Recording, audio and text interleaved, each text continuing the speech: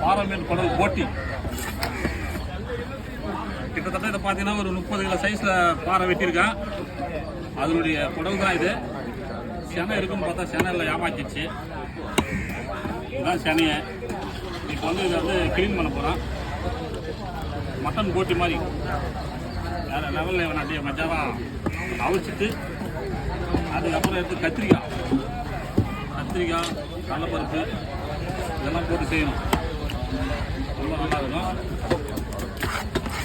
இது என்னென்ன இந்த மாதிரி எந்தெந்த மீன் குடல் சாப்பிடணும்னா இந்த மாதிரி பாறை மீன் குடல், வஞ்சிர மீன் குடல், அடுத்தது வந்து கொடுவா மீன் குடல், அதுக்கப்புறம் வந்து கடல் விரால், அதுக்கப்புறம் பசுவா மீன் சொல்லுவாங்க. இந்த மீன் குடல்லாம் வந்து ரொம்ப ரொம்ப நல்லா டேஸ்ட்டாக இருக்கும் சாப்பிட்றதுக்கு. என்ன ஒன்று நல்லா சுத்தமாக கழுவி மீன் விஷயம் நல்லா வாஷ் பண்ணிட்டோம்னா அதுக்கப்புறம் அந்த குக்கரில் போட்டு அவிச்சு இறங்கிக்கணும்.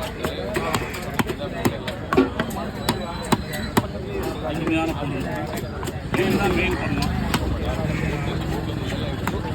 அப்படியே வீடியோ பார்த்து தள்ளி விட்றாதீங்க. தயவுசெய்து ஒரு லைக்கை போடுங்க.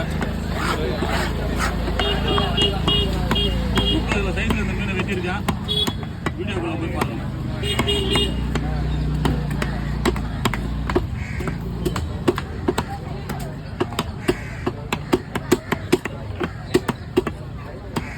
தலையோட கட் பண்ணிட்டு மீதெல்லாம் பைக்கு